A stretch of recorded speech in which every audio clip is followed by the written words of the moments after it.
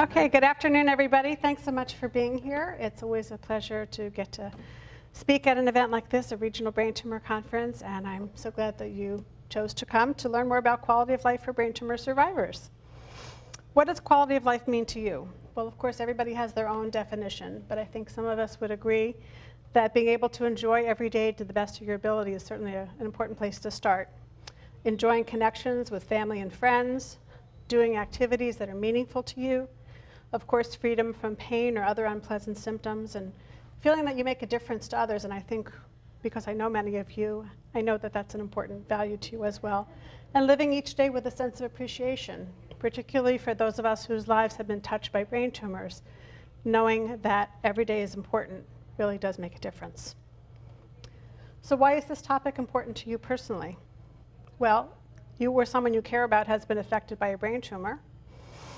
You and your family have to redefine expectations and adapt to challenges. Even many years after diagnosis, it's not uncommon to be coping with a lot of different emotional reactions. And of course, there's no instruction manual for brain tumor survivors or for caregivers. Lori, can I ask you to just close the door? Thanks. Quality of life is important throughout the brain tumor journey. It starts, of course, with diagnosis. And I don't know how many of us had that kind of support at the time of our diagnosis, but it's much more common now. Making decisions about treatment options, then quality of life and support during brain tumor treatments, adapting to recovery at the end of your treatment, and then for long-term survivors, defining what we call the new normal, trying to figure out what your life is about and how it's changed because of your brain tumor experience and where you want to go from here. Some people talk about adjusting your sails to the winds of change, and then finding new coping techniques as you need them. Each of us has our personal learning curve, and that's the first step of the journey. It begins with information, gathering facts from reliable sources such as medical professionals, certain online resources, and I use the word certain in there because, of course, we all know that there are some websites that don't have reliable information, but excellent websites are out there. Other people who are coping with similar issues is a wonderful source of information. And then education, reading and discussing what you've learned about brain tumors and educating others. And then the third step is health advocacy. Those of you who know me know that this is a very important part of my passion. As a health educator, as a brain tumor survivor, as a support group facilitator, health advocacy is very important. To be assertive as a medical consumer and also to be an advocate for others and raising awareness about brain tumor issues, not just during Brain Tumor Awareness Month. So what are some definitions of quality of life? There have been many different kinds of studies about this. As I mentioned before, freedom from physical or emotional pain is an important consideration. Having an increased appreciation for life, a strong social support network with your family and friends, feeling a sense of purpose, adapting to changes in positive ways, making self-care choices that promote positive health and better health, reducing anxiety, depression, and fear, and promoting a sense of well-being and hope. Well, there are some potential obstacles. These include the fact that, of course, living with a brain tumor and effects can be exhausting physically and emotionally. I'm going to talk in a few minutes about acquired brain injury. It's an important issue that doesn't, in my opinion, doesn't get enough attention from the medical community because this is something that can be occurring following brain tumor treatments, and it can present a variety of challenges. Adapting to physical challenges. This would include things like seizure, pain, balance disorders, difficulty walking. These things can be very stressful. Brain tumor experiences and their effects can be upsetting, and sometimes they can be misunderstood as well. And sometimes there's social isolation, which can happen as a result of altered relationships, changes in your work status, changes in the kinds of things that you enjoy doing and can do every day. Some of the common challenges for brain tumor survivors, and I'll be talking about most of these, include fatigue, stress overload, limited application of self-care techniques, what we call invisible disabilities, the things that we're coping with that other people don't know about, ABI, acquired brain injury, feeling isolated, having communication issues, and sometimes there are changes in family dynamics. Fatigue is an important subject to me. I've done a lot of work with this, and it's much more than just being tired. Fatigue is a debilitating, persistent loss of energy, and it's not relieved or improved by sleep. It's a very common symptom, particularly for those people who have had brain tumors, and it can greatly interfere with the ability to carry out daily activities. Symptoms of fatigue can vary at different times of the day and also from day to day, and fatigue can have a profound impact on quality of life. For coping with fatigue, well, there are a variety of medical conditions which can contribute to fatigue or can make the symptoms worse. These include anemia, side effects from medications, insomnia, depression, dehydration, poor nutrition, and chronic fatigue. Chronic pain, sorry. It's very important to have a thorough medical evaluation as the first step for dealing with fatigue, because sometimes when these other conditions or illnesses are treated, it can greatly increase your relief of symptoms. Stress management is an important issue too, which affects people whether or not you're coping with a brain tumor. Stress is the human response to change. It's part of everyone's life. And reducing stress overload can improve quality of life and can also eliminate symptoms sometimes. Breathing exercises are very important, and they increase oxygen levels throughout the body. Visualizing relaxing scenes can also help you feel calm and comfortable. And muscle relaxation exercises can reduce stress as well. All of these things are very easy to learn and to practice, and using stress management techniques and making them part of your daily life can have a big impact on quality of life. Stress management through mindfulness is a topic that we were just talking about in the workshop prior to this one. Paying attention on purpose to what's happening in the present moment without making judgments is what mindfulness is all about. And this allows you to explore and heal physical, spiritual, and emotional effects of brain tumors. Mindfulness and stress management also promote wellness in other aspects of your life. And relaxation, meditation, yoga, and other types of mind-body therapies can relieve a variety of symptoms. Self-care is not selfish, and that's probably one of the most important things that I'm going to say to you today. It's so important to take care of yourself. Improved nutrition and adequate hydration is important for everyone, not just those of us that have brain tumor issues in our lives. Exercise is important, and choosing something you enjoy means you're going to be more likely to do it. Sleep and rest, again, very important for quality of life, including naps when you feel the need. Energy conservation is another thing that's not well understood. By learning to pace yourself and carefully planning activities to conserve your strength and your energy, you can get a lot more out of each day. Spending time with people who help you feel better and smile adds a lot to quality of life. And that doesn't have to be necessarily in person. There are other ways that we can connect with each other. If it's a phone call, a Facebook message, all these are positive ways to have socialization. I mentioned before the invisible challenges of being a brain tumor survivor. We've all heard, oh, you look great, you look like you're doing fine. Well, sometimes we are doing fine, but other times we have a headache, or we're having difficulty with our balance, or we're having other kinds of symptoms that are not apparent to the outside world. Many of us experience concerns about tumor growth or recurrence. We may have mobility or balance disorders, changes in our sensory processing, like visual differences and hearing changes, chronic pain, side effects of medication, having a loss of independence or being afraid of a loss of independence. Many of us don't like to ask for help, and we have adaptations to live a, quote, normal life. Acquired brain injury is something that's an important issue related to brain tumors and quality of life. I know there was a session before with a neuropsychologist, and it's important to recognize that a neuropsychological evaluation can document many of the functional changes related to acquired brain injury, and these kinds of tests and this evaluation can be valuable even years after your brain tumor treatment. Cognitive deficits, impaired memory, changes in information processing, these can all be symptoms of ABI. Some of the challenges associated can include things like difficulty processing and retaining new information, memory loss, especially short-term memory, changes in problem-solving skills, distractions from sensory input, like having difficulty with too much noise or with lights, with crowds, things that other people don't even notice. Changes in your coordination, balance, and agility. Some people notice a difference in their ability with mathematics. So what are some coping skills that you can use when you're fatigued or overwhelmed? Well, one of the first ones is to reduce or eliminate distractions. If you're having a conversation with someone and the television's on in the background, you can say, can we please put the TV on mute so you can have the conversation?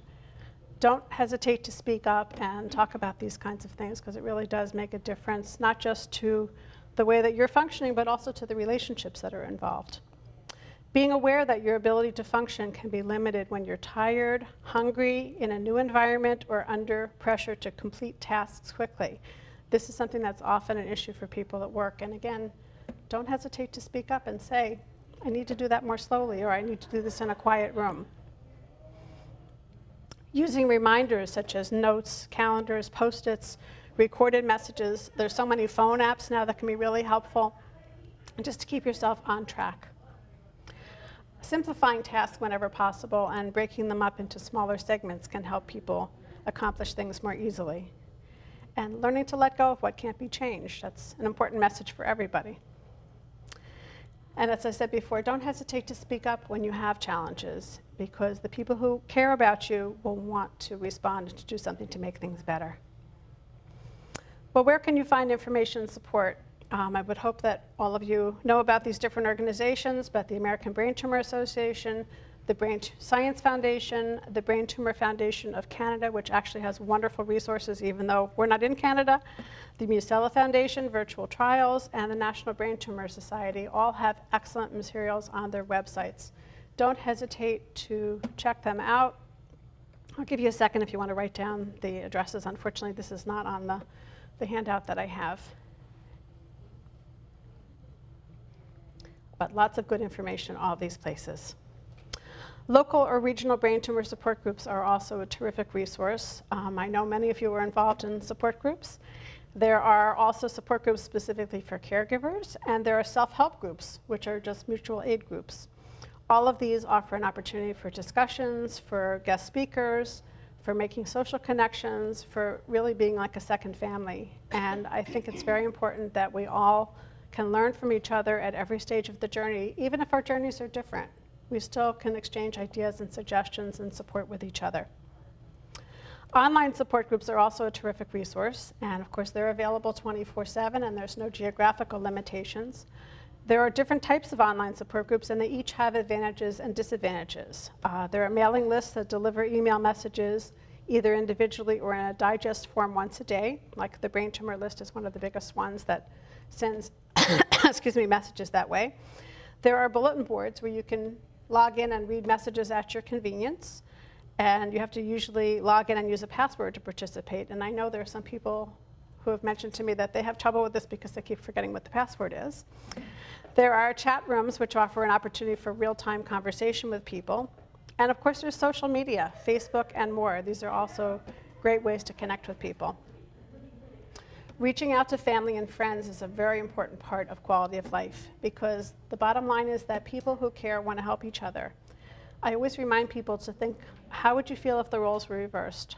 I know a lot of people say, I don't like to ask for help, I'm very independent, I like to do things myself, but if somebody came up to you and said, I need help going to the grocery store, could you stop and pick up something for me when you go shopping? Of course you'd say yes. If you could do it, you would help them. Specific kinds of help, when you ask for something individually, it really does make a difference. As I used in that example, asking for help with grocery shopping. If you feel uncomfortable going out for a walk alone, but would like a walking buddy, that's another thing you can ask for.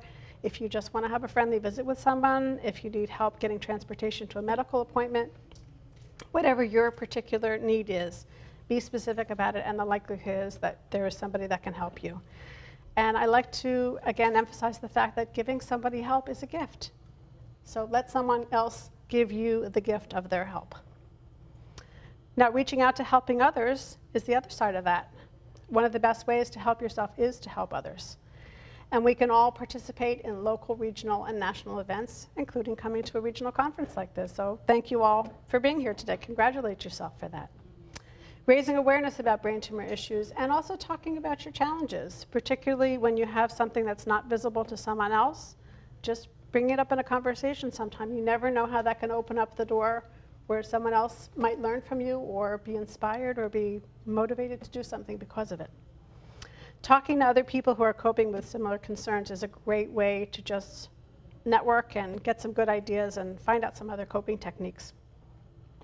Practice compassion and understanding. Sometimes I use the example that if you're driving behind somebody and they seem to be either driving really slowly or driving really erratically and you're not sure what's going on, sometimes you might feel a little stressed and impatient about it, but then stop and think, well, you know, maybe that could be like my father or my uncle or, you know, my older neighbor down the street, and they're just doing the best that they can. Just trying to be compassionate and put yourself in that person may just be doing the best they can, and let go of it and not be aggravated. Joining a support group, or start one. Here are the 15 suggestions for improving quality of life. The first one is paying attention to your diet. We hear so many crazy things about nutrition, but the bottom line is just maximizing the nutrients in your diet makes a big difference. Many of you have heard about eating fruits and vegetables with a variety of colors because that's a way to combine different kinds of nutrients. Lean protein, complex carbohydrates, small amounts of healthy fats. These are all things that you can incorporate in your diet easily. And sometimes people find eating smaller meals throughout the day helps them with their digestion, helps them feel a little more balanced and not having the ups and downs during the day. Drinking enough water. That's actually something I could be doing right now. Hydrate, hydrate, hydrate. Dehydration can lead to a lot of symptoms, and we don't even become aware of it. Sometimes we tend to wait until we're actively thirsty, and usually by that time, we really do need to have some more water. So keeping water handy, having other than caffeinated beverages, because caffeine, of course, is dehydrating, but if we have other beverages through the day, that does help, and that's important for a variety of body functions. Avoiding inactivity. Not only is exercise a great way to reduce stress and an important part of life, but it's also something that can be integrated into almost everyone's life in some way. I like to use the examples here: walking and stretching, water exercise, Tai Chi. They're all types of things that can promote a healthy lifestyle. And if you have physical limitations or challenges, don't hesitate to reach out and talk to a physical therapist, talk to a personal trainer, someone who has the expertise to help you work around your limitations and find ways of exercise that work for you. Getting adequate sleep and rest. Although I mentioned naps before, it's also important to recognize that napping too much can have the opposite effect. So if you do nap during the day, try to limit that to no more than 60 minutes at a time so that you don't reduce your nighttime sleepiness, because you might have a great nap and then find that you're up at 2 o'clock in the morning. One of the easiest things to do to promote healthy sleep is just going to bed and waking up at about the same time if you can, if you have the flexibility to do that. And also keeping your bedroom a very relaxed, restful atmosphere. I'm really adamant about keeping screens out of the bedroom. I mean, like, don't be looking at Facebook and watching TV, and especially watching the news right before you're going to sleep. Keeping that in a separate place can help keep your bedroom restful and promote good sleep. Learning energy conservation techniques. I mentioned before that living with a brain tumor can be both physically and emotionally exhausting. And the same is true of caregiving, by the way, because many of us have been caregivers in life as well. One of the most important coping techniques is just learning to conserve and manage the limited amount of energy, because honestly, everybody has 24 hours in the day. Nobody has more time than anyone else, but how you use that time is very important. So I like to make a list. Some people like that, some people don't, but making a list and deciding to do the things that are the most meaningful and important to you can help keep you on track and can also help you make decisions about how you're using the time that you do have.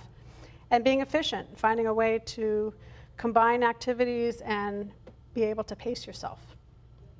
Sexuality and intimacy, that's another aspect of healthy self-care. And it's also important to let go of expectations about goals or performance.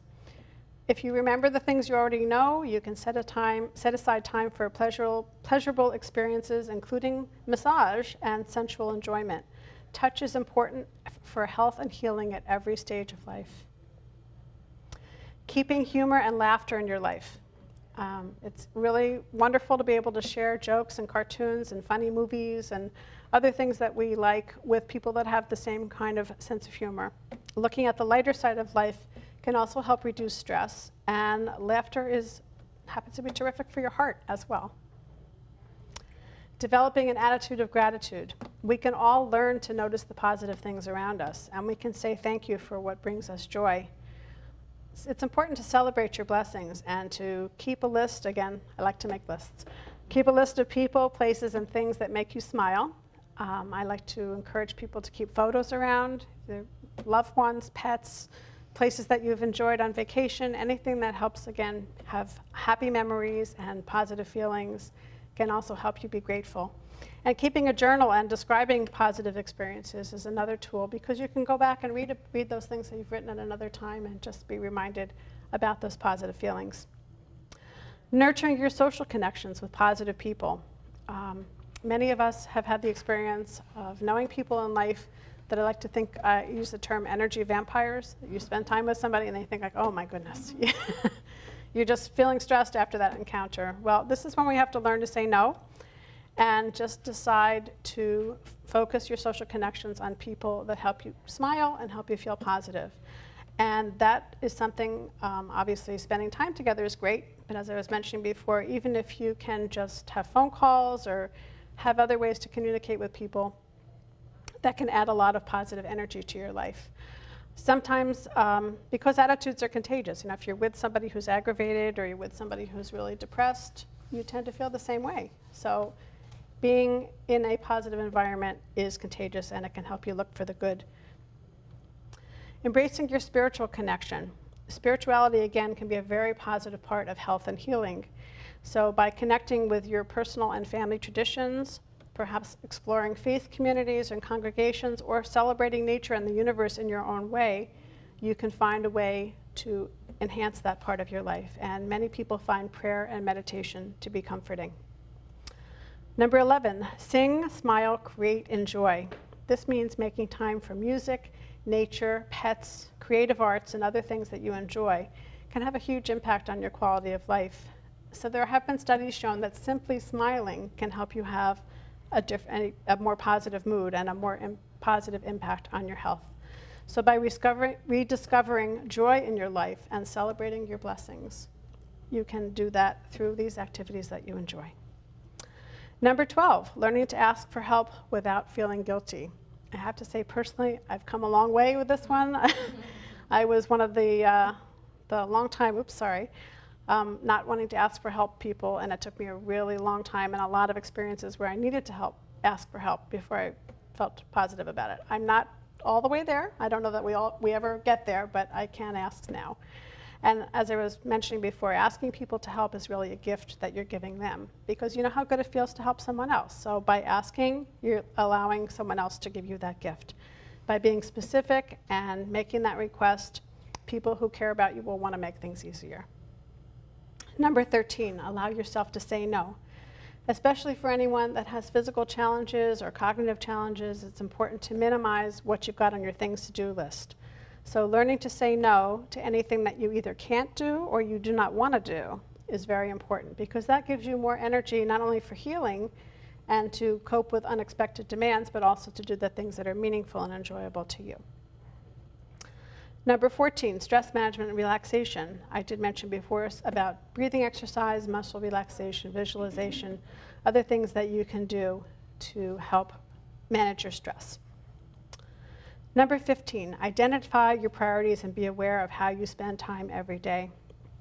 I think of all these suggestions, this is probably the most important one, because the bottom line is that life is short for everyone. It goes by way too quickly, and daily life can easily become overwhelming, especially when you're coping with health challenges. So by making conscious choices about how you spend your time and how you put your schedule together, and focusing on people and activities that are meaningful to you, that's a way of letting your activities reflect your values. And none of us wants to think, what would I do if this was the last day of my life? But eventually we will be there. So it's important to make sure that every day counts and every day is filled with things that are meaningful and important to us. So in summary, if you are a brain tumor survivor, and actually I know everybody in the room here is today, remember that you are not alone. Coping techniques, positive self-care, finding support, and sharing information with your healthcare team can all have a beneficial effect on your quality of life. So thank you very much for being here today. Nancy, can you go back to the websites? Yes. Brain Science Foundation is Yes. one that I haven't heard Brain Science Foundation is based in the Boston area, and they're actually focused on a lot of innovative research and support projects for primary brain tumors. Oh, is that right? I wrote it down. Yep. What's the other one? The Brain Tumor Foundation of Canada. Uh-huh. And as I mentioned, they have some excellent resources that you don't have to be in Canada to enjoy. Too bad. They also do terrific patient Maybe they have a conference. they do terrific information day conferences. I've actually spoken at a number of them. Brain. It's tumor.ca, which is for Canada. Any questions? Thank you.